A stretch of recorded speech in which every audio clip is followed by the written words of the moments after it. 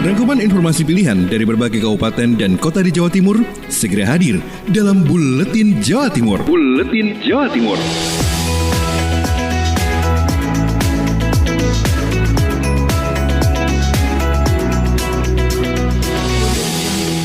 Salam jumpa sahabat, kita berada di program Buletin Jawa Timur yang berisi rangkuman informasi aktual dari sejumlah kabupaten atau kota di Jawa Timur, edisi Rabu 24 Maret 2021 bersama saya Ben Chandra. Kita awali bersama Billy Patopoi, Suara Sidoarjo. Berkunjung ke Sidoarjo, Presiden Republik Indonesia pastikan vaksin AstraZeneca halal dan bisa segera digunakan di Jawa Timur. Sahabat, dalam kunjungannya di Pendopo Delta Wibawa Kabupaten Sidoarjo Senin 22 Maret, Joko Widodo Presiden memastikan vaksinasi berjalan dengan baik dan lancar. Dalam sambutannya, Presiden bilang sebelum berkunjung ke Sidoarjo, pihaknya sudah bertemu dengan ulama dan kiai di Jawa Timur mengenai vaksin AstraZeneca yang akan segera digunakan. Hasilnya, Jawa Timur sudah menyatakan kesiapan menerima vaksin AstraZeneca untuk digunakan di pondok pesantren seluruh Jawa Timur, salah satunya di Sidoarjo. Beliau tadi menyampaikan bahwa Jawa Timur siap diberi vaksin AstraZeneca dan segera akan digunakan di pondok pesantren yang ada di Jawa Timur. Dalam kesempatan ini disampaikan juga oleh Kiai Haji Hasan Mutawakil, Ketua MUI Jawa Timur, untuk masyarakat agar tidak ragu mengikuti program vaksinasi karena sudah teruji aman dan halal. Memang seharusnya untuk dimanfaatkan program vaksinasi pemerintah ini karena tujuannya tidak lain untuk menjaga jiwa dan keselamatan rakyatnya. Demikian saya Billy Patopoi, Suara Sidoarjo. Selanjutnya, dengan Anggun, Suara Pasuruan. Presiden Joko Widodo resmikan spam Umbulan. Senin kemarin, Joko Widodo Presiden meresmikan sistem penyediaan air minum Umbulan di Kecamatan Winongan, Kabupaten Pasuruan. Peresmian ditandai dengan pemutaran ketuk tuas air dan penandatanganan prasasti yang juga disaksikan Sri Mulyani, Menteri Keuangan, Basuki Hadi Mulyono, Menteri PUPR, Budi Gunadi Sadikin, Menteri Kesehatan, Khofifah Indar Parawansa, Gubernur Jawa Timur, HM Irsyad Yusuf, Bupati Pasuruan, Saifullah Yusuf, Wali Kota Pasuruan, Bupati Gresik, Wali Kota Surabaya, dan Bupati Sidoarjo. Dalam sambutannya, Joko Widodo bilang, PAM Regional Umbulan menyediakan kebutuhan air bersih 4.000 liter per detik untuk 1,3 juta warga di 5 kota kabupaten di Jawa Timur, yakni Kabupaten Pasuruan, Kota Pasuruan, Kabupaten Gresik, Kabupaten Sidoarjo, dan Kota Surabaya. Sistem penyediaan air minum Umbulan yang telah lama dikerjakan hari ini telah rampung dan dapat dimanfaatkan oleh masyarakat. Utamanya tadi masyarakat yang saya sebutkan tadi, yang bupati dan wali kotanya hadir. Kabupaten Pasuruan, Kota Pasuruan, Kabupaten Gresik, Kabupaten Sidoarjo, Kota Surabaya. Ini air dari sini, ini air yang keadaannya sudah bersih. Langsung bisa dimanfaatkan. Tidak pakai pengolahan yang rumit-rumit. Kapasitasnya juga besar, 4.000 liter per detik. Spam Regional Umbulan dibangun melalui skema kerjasama pemerintah dan badan usaha atau KPBU oleh PT Meta Adia Tirta Umbulan, Konsorsium PT Medco Energy International Tbk, dan PT Bangun Cipta. Anggun, Suara Pasuruan. Menuju ke Amanda, Suara Madiun. PPKM Mikro diperpanjang, Wali Kota Madiun tegaskan perekonomian tetap berjalan dan prokes jangan ditinggalkan. Pemberlakuan pembatasan kegiatan masyarakat atau PPKM berbasis mikro kembali diperpanjang. Hal tersebut sesuai dengan instruksi Menteri Dalam Negeri nomor 6 tahun 2021. Inmendagri terkait perpanjangan PPKM Mikro di Jawa Bali itu dimulai 23 Maret hingga 5 April mendatang. Wali Kota Madiun Maidi menyebut ada pembatasan yang sifatnya mengerem COVID-19, tetapi tidak ada pembatasan untuk kegiatan perekonomian. Jadi perbedaan-perbedaan ada, tapi gini, ada beberapa pembatasan, tapi pembatasan itu pembatasan yang sifatnya pembatasan mengerem COVID. Jadi, tapi kalau pembatasan pertumbuhan ekonomi tidak. Mengerem COVID itu salah satunya dibatasi wajib protokol kesehatan ini sejak awal dimanapun tidak bisa ditawar, tidak ditawar. Ini harus kita ketati, kita batasi. Artinya, kegiatan ekonomi sudah bisa berjalan. Bahkan dalam Inmendagri tersebut juga mengatur terkait kegiatan seni, sosial, dan budaya yang diperbolehkan dengan kapasitas maksimal 25%. Namun, tentu tidak meninggalkan protokol kesehatan. Bahkan, Wali Kota bakal menambah panjang pemberlakuan jam malam jika masyarakat dapat tertib dan disiplin protokol kesehatan. Saat ini, jam malam memang masih sampai pukul 23.00 waktu Indonesia Barat. Pemberlakuan jam malam bisa saja sampai pukul 24.00 waktu Indonesia Barat jika masyarakat disiplin protokol kesehatan. Wali Kota juga mulai menyiapkan formula untuk pemberlakuan jam malam Ramadan nanti. Amanda, Suara Madiun. Kemudian ada Bobi Wijayanto, Suara Lumajang. Pemkab Lumajang apresiasi pembangunan zona integritas kantor pertanahan Lumajang. Pemerintah Kabupaten Lumajang mengapresiasi pembangunan zona integritas kantor di pertanahan Kabupaten Lumajang. Hal itu disampaikan Nugroho Dwi Atmoko, Asisten Administrasi Sekda Kabupaten Lumajang saat menghadiri deklarasi zona integritas di kantor pertahanan Kabupaten Lumajang hari Selasa pagi. Nugroho menambahkan semangat menuju wilayah bebas korupsi, WBK, serta wilayah birokrasi bersih dan melayani WBBM juga perlu didukung dengan komitmen penuh dari seluruh aparatur untuk bisa memberikan yang terbaik untuk masyarakat. Tuntutan era reformasi birokrasi saat ini sangat erat dengan pelayanan publik. Persoalan pelayanan publik juga masih ada ditemukan keluhan masyarakat. Untuk itu reformasi birokrasi sangat diperlukan untuk mendukung zona integritas. Kegiatan deklarasi zona integritas diharapkan dapat memperkuat komitmen dalam pencegahan korupsi, kolusi, nepotisme, dan menumbuh kembangkan keterbukaan, kejujuran, dan memperlancar tugas yang berkualitas dan efektif secara akuntabel. Bobi Wijayanto, Suara Lumajang FM, mengabarkan. Kita beralih bersama Devi Aprilia, Suara Kota Probolinggo. Wali Kota Habib apresiasi pendonor darah sukarela sebanyak 75 kali. Wali Kota Probolinggo Habib Hadi Zainal Abidin sangat mengapresiasi dan berterima kasih kepada pendonor darah sukarela yang selama ini meluangkan waktu untuk membantu sesama melalui unit donor darah PMI Kota Probolinggo. Sebanyak 5 orang sukarelawan yang sudah 75 kali mendonorkan darah mendapatkan piagam penghargaan dan penyematan PIN dari Bapak Wali Kota Habib Hadi Zainal Abidin. Dalam laporannya, PLT Ketua PMI Kota Probolinggo Dr. Gigi Nini Irawibawati menjelaskan, sebelum masa pandemi COVID-19, penyerahan penghargaan diberikan oleh Presiden Republik Indonesia dan Gubernur Jawa Timur. Namun lantaran karena pandemi, pemberian penghargaan dikembalikan ke pemerintah daerah, kota, dan kabupaten masing-masing. Dalam kesempatan tersebut, Wali Kota Habib Hadi juga mengajak masyarakat untuk peduli sesama di bidang kemanusiaan dengan cara donor darah. Habib Hadi juga berharap yang sudah donor darah rutin dapat mengajak keluarga dan lingkungan sekitar dan untuk membantu sesama dalam membutuhkan darah dan juga donor darah sehat untuk tubuh kita. Devi Aprilia, Suara Kota Probolinggo. Selanjutnya, kita ke Koirunisak, Suara Sampang. Buka Rakerda MUI, Bupati Sampang mendukung dilaksanakannya Rakerda Pengurus MUI tahun 2021. Bupati Sampang Haji Selamat Junaidi secara resmi membuka rapat kerja daerah Rakerda Majelis Ulama Indonesia MUI Kabupaten Sampang tahun 2021 bertempat di Gedung Pertemuan Karta. Turut hadir dalam kesempatan tersebut diantaranya Kapolres Sampang, Perwakilan Kodim 0828 Sampang, Sekretaris Daerah Kabupaten Sampang, Ketua MUI Sampang, dan segenap pengurus MUI Kabupaten Sampang. Ketua Majelis Ulama Indonesia menyampaikan jika sebagai organisasi independen tentunya MUI akan turut aktif berperan dan berpartisipasi membantu pemerintah dalam pembinaan umat Islam. Selain itu pihaknya akan istiqomah untuk bersinergi dengan pemerintah daerah untuk terus memberikan masukan dan saran. Sementara itu Bupati Sampang Haji Selamat Junaidi mengatakan jika pemerintah daerah sangat mendukung dilaksanakannya Rakerda Pengurus MUI Kabupaten Sampang tahun 2021 tersebut. Pihaknya mengajak MUI untuk bersama berdampingan dan berkoordinasi dengan baik untuk mengajak masyarakat menjaga kondusivitas daerah. MUI juga diharapkan menjadi wadah para ulama untuk menyampaikan aspirasi dari seluruh tokoh agama di kecamatan kepada pemerintah daerah, sehingga ulama dan umara terus bersinergi untuk mendukung program pembangunan di Kabupaten Sampang.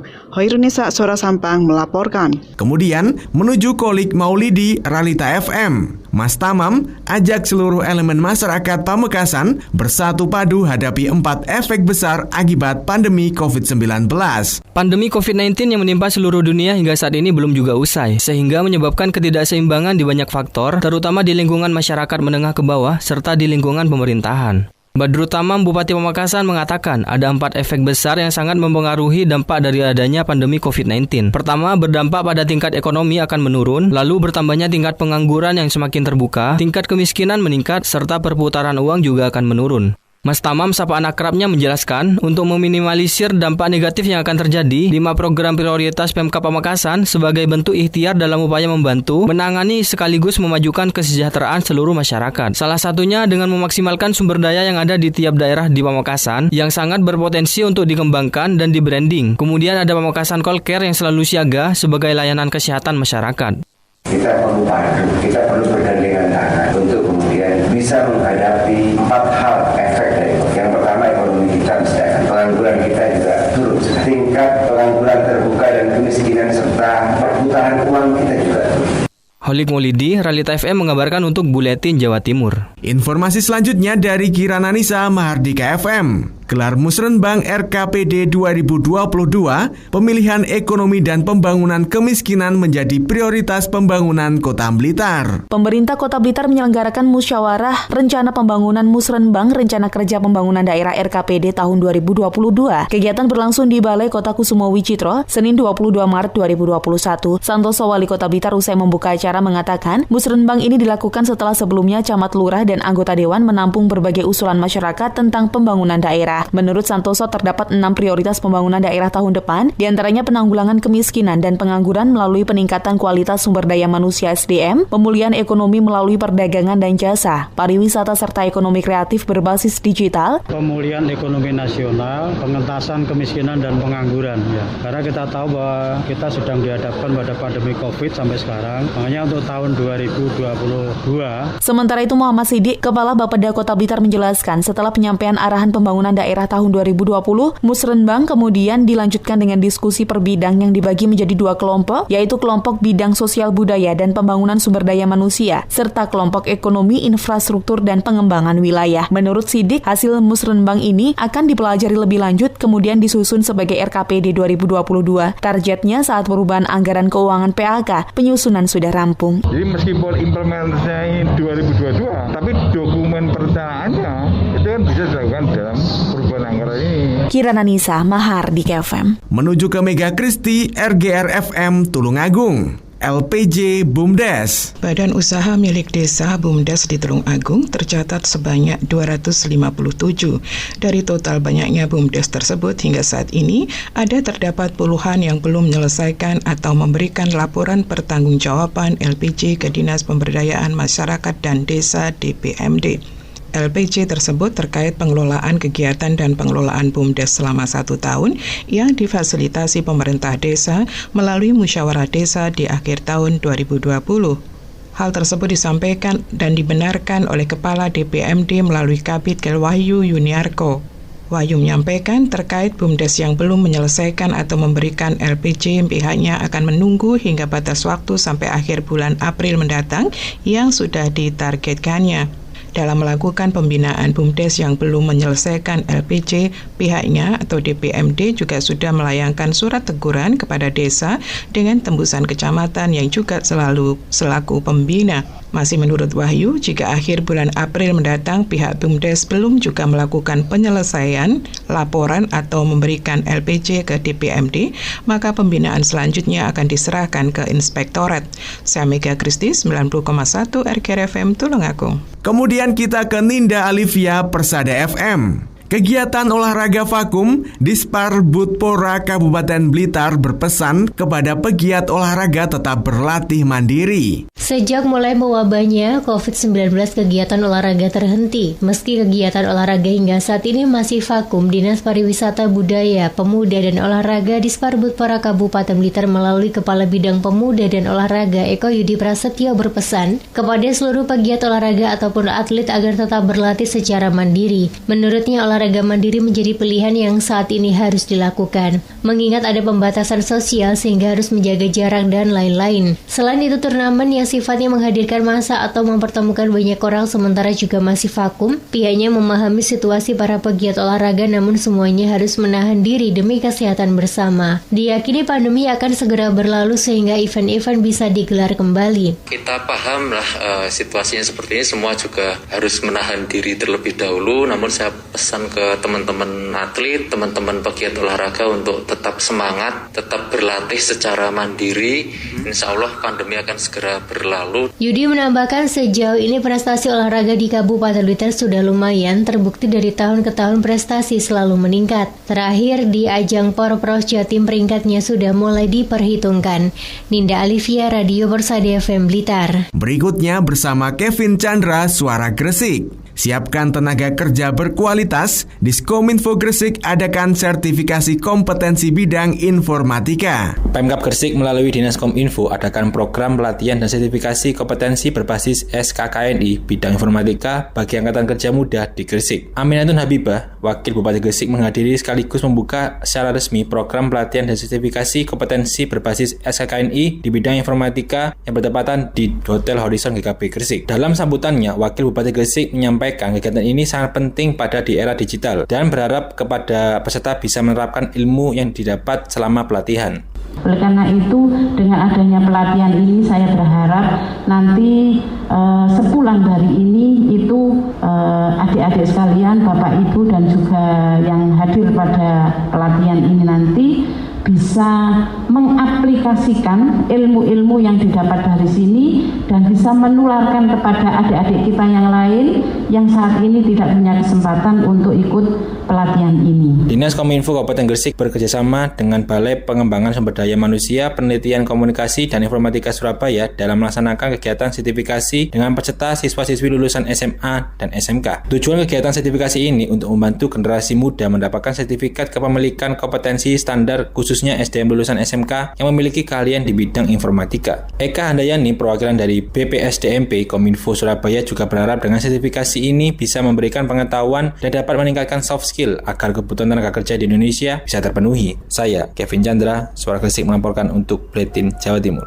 Dan informasi terakhir dari Ersal Nganjuk, Agustin Merdekawati. KPH, Kesatuan Pemangkuan Hutan, soroti pengelolaan hutan. Mencegah kerusakan hutan jadi pekerjaan rumah yang masih harus diupayakan dalam peringatan Hari Hutan Sedunia, Minggu 21 Maret 2021. Selain mencegah hutan gundul, menjaga kualitas tanah di hutan juga bukan hal yang mudah. Sedikitnya ada sekitar 600 hektar hutan gundul di Desa Duren, Sawahan, sejak tahun 2016.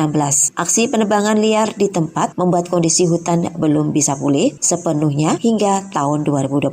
Di lokasi lain, hutan Kota Angin menghadapi masalah yang tidak jauh berbeda, yakni penurunan kualitas tanah akibat pengolahan hutan bersama masyarakat. Dari total hutan seluas 21.700 hektar yang dikelola Kesatuan Pemangkuan Hutan Nganjuk, hutan di wilayah utara relatif lebih bagus dibanding wilayah selatan. Administratur Perhutani KPH Nganjuk, Wahyu Dwi Hatmojo, memberikan contoh seperti untuk kualitas tanah hutan di wilayah Desa Tritik di Rejoso lebih bagus dibanding hutan di Kecamatan Brebek, di mana saat ini permasalahan yang disoroti tekanan sosial terkait pengelolaan hutan. Dari Agustin Merdekawati, Suara Anjuk Ladang Anjuk. Demikian sahabat, beberapa informasi sudah kami sampaikan dalam Buletin Jawa Timur edisi Rabu 24 Maret 2021. Tetap terapkan protokol kesehatan secara ketat. Saya Ben Chandra undur diri dan sampai jumpa.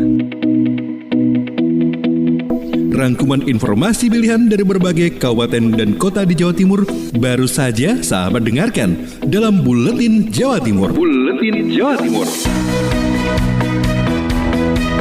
Buletin Jawa Timur bisa sahabat dengarkan Senin sampai Jumat jam 8 pagi dan 4 sore.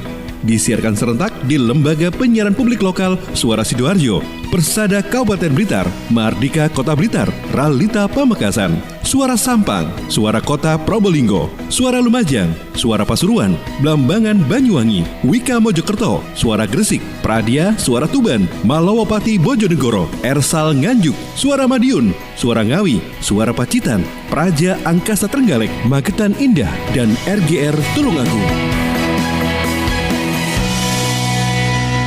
persembahan dari Asosiasi Lembaga Penyiaran Publik Lokal Jawa Timur.